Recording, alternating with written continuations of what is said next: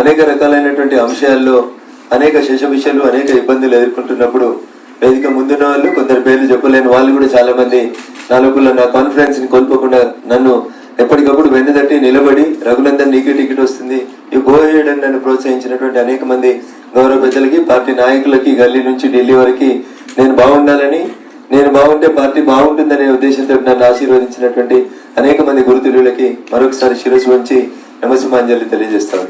నేను ఒకటి మాత్రం చెప్తాను, మీరు ఏ వృత్తిలో ఉన్నా, ఏ ఫీల్డ్ లో కొనసాగాలనుకున్నా, అబ్దుల్ కలాం గారు చెప్పినట్టు స్కై ఈజ్ యువర్ లిమిట్ అని ఒక లిమిట్ ని పెట్టుకోండి. ఆ లక్ష్య సాధన కోసం నేను మాత్రమే గెలుస్తాను, కష్టపడితే గెలుస్తాను తప్ప గెలుస్తామంటావా రగన్న అంటే అయిపోయింది. ఇంకా యుద్ధంలో నువ్వు ఓడిపోతున్నావు అనేటువంటి లక్షణాలు చాలా స్పష్టంగా కనబడతాయి. నేనే గెలుస్తా అంటే దాన్ని కొంతమంది అహంకారం అనుకోవచ్చు, కొంతమంది అతి విశ్వాసం అనుకోవచ్చు, కొందరు ఇంకేమని అనుకోని. But you should have the self confidence. నా యుద్ధం నేను గెలుస్తా, గెలవాలి. అక్కడ ఉంది ఎవరు 6 అడుగుల 3 అడుగుల 100 కిలోల 200 కిలోల అనేది మనకు సంబంధం లేదు. మనకున్న సంబంధం మనకు ఒక లక్ష్యాన్ని పెట్టుకోవాలి. ద్రోణాచార్యుడు 100 మంది కౌరవులకి 5 పాండవులకి విద్యా బోధనలు చేస్తే ఆ శిక్షణ కాలం ముగిసిన తర్వాత శిష్యులకు పరీక్ష పెడితే గురువు మనసులో ఏముందనేది కేవలం ఒక సవ్యసాచి అయినటువంటి అర్జునుడికి మాత్రమే అర్థమైనట్టు నాకు మా పార్టీ బీఫామ్ ఇచ్చినప్పుడు ఏ ఉద్దేశంతో ఇచ్చిందో నాకు అర్థమైతే ఆ లక్ష్యాన్ని చేరుకోవడానికి నేను పనిచేయాలి. ఆ లక్ష్యం నరేంద్ర మోడీ గారు 3వ ప్రధానమంత్రి అయ్యేటువంటి 400 మంది ఎంపీల క్లబ్ లో రఘునందన్ రావు ఉండాలని మా మెదక్ ప్రజలు కలగన్నారు.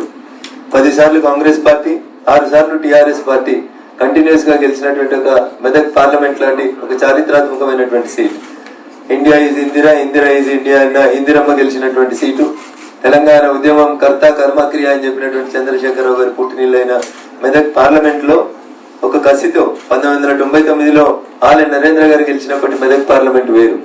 అప్పుడు మెదక్ పార్లమెంట్ అంటే ఇటువైపు సంగారెడ్డి, జహీరాబాద్, నారాయణఖేడ్, ఆందోళ్, కామారెడ్డి, మార్చివాడ, ఎల్లారెడ్డి ఉండేది. కానీ దాంట్లోంచి ఒక సంగారెడ్డిని మాత్రమే కలిపి మిగతా 6 నియోజకవర్గాలకు వస్తాయి.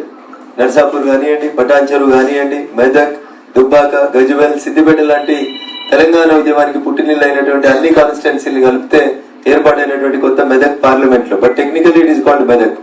మెదక్ లో భారతీయ జనతా పార్టీ 1999లో ఆ రోజు భాగ్యనగరం అంతా టైగర్ అని పిలుచుకున్నటువంటి ఆలయ నరేంద్ర గారిని గెలిపించినటువంటి మెదక్ గడ్డ 2.5 దశాబ్దాల తర్వాత తిరిగి భారతీయ జనతా పార్టీకి జీవం పోసి మెదక్ పార్లమెంట్ నుంచి నన్ను గెలిపించడం జరిగింది.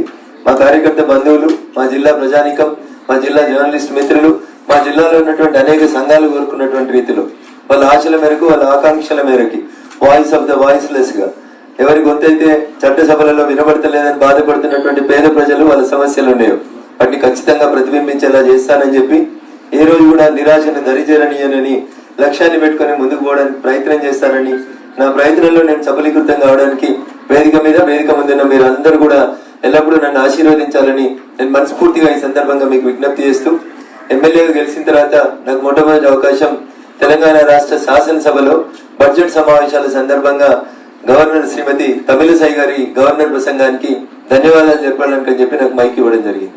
నేను మైక్ పట్టుకున్న మొట్టమొదటి నిమిషం నేను అడిగిన ప్రశ్న, కర్ణాటక, తమిళనాడు, మహారాష్ట్ర ఇట్లాంటి రాష్ట్రాల్లో జాతీయ గీతమైనటువంటి జనగణమన పాడే కంటే ముందు ఆయా రాష్ట్రాలు తమ తమ రాష్ట్ర గీతాలని పాడతాయి. అయ్యా ముఖ్యమంత్రి గారు, 14 సంవత్సరాల తెలంగాణ ఉద్యమ సమయం లోపల జయ జయ హే తెలంగాణ జననీ జయ కేతనం అనే పాటని తెలంగాణ రాష్ట్ర గీతం అని చెప్పిన మీరు ఈ రోజు అసెంబ్లీలో మన జాతీయ గీతం కంటే ముందు తెలంగాణ రాష్ట్ర గీతం పాడితే బాగుంటుంది అని చెప్తే ముఖ్యమంత్రి గారు ముఖం మార్చుకొని వచ్చి సమాధానం చెప్పాల్సినటువంటి పరిస్థితి, సంజాయిషి ఇచ్చుకోవాల్సినటువంటి పరిస్థితి. మొదటిసారి ఎమ్మెల్యేగా మొదటి రోజు నాకు మైక్ ఇస్తే ముఖ్యమంత్రి గారిని నేను కార్నర్ చేయడం జరిగింది. సరే, ఆయన అహంకారానికి ఆయన ఏం సమాధానం చెప్పిండంటే, ఇంకా తెలంగాణ రాష్ట్రానికి రాష్ట్ర గీతం ఏం రాయలేదు, రాసినాక అప్పుడు ఆలోచిస్తామని చెప్పి ముఖం మార్చుకొని కూర్చున్నాడు. నేను ఆ రోజు లేవనెత్తిన మాటని ఇంకొక 3 సంవత్సరాల తర్వాతనైనా కొత్తగా వచ్చిన ప్రభుత్వం అయినా కనీసం గుర్తించి తెలంగాణ ప్రజల ఆకాంక్షను గౌరవించింది. ఆ రకంగా నేను అడిగిన ప్రశ్నకి ఆ రోజుకి సమాధానం దొరికినా దొరకకున్నా, ఆ రోజుకి నేను అడిగిన ప్రశ్నలో నాకు సమాధానం నాకు వ్యతిరేకంగా వచ్చినా కానీ నేను ఏ రోజు కూడా డిసప్పాయింట్ కాలేదు. అట్లా తెలంగాణ రాష్ట్ర శాసనసభలో ప్రతి 5 నిమిషాలకు ఒకసారి మా గొంతు నొక్కే ప్రయత్నం చేసినా ప్రశ్నించే గొంతుగా అని చెప్పి మా దుబ్బాక ప్రజలు ఎంత విశ్వాసంతో అయితే నన్ను గెలిపించి పంపించారో అంతే గొప్పగా దుబ్బాక శాసనసభ్యుడిగా తెలంగాణ రాష్ట్ర శాసనసభలో తెలంగాణ ప్రజల గొంతుకుగా నిలబడ్డాను.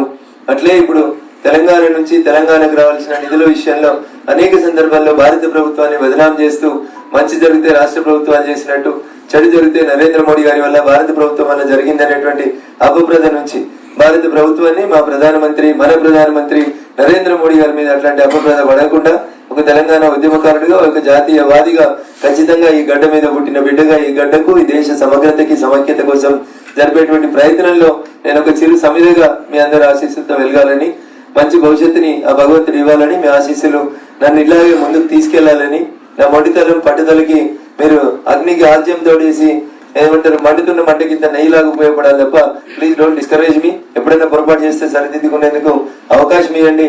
ఎందుకంటే నా వీపు నాకు కనబడదు కాబట్టి నా మొండితనం పట్టుదల, నా మొక్కు సీటుతనమే నన్ను ముందుకు నడిపిస్తా ఉంటాయి.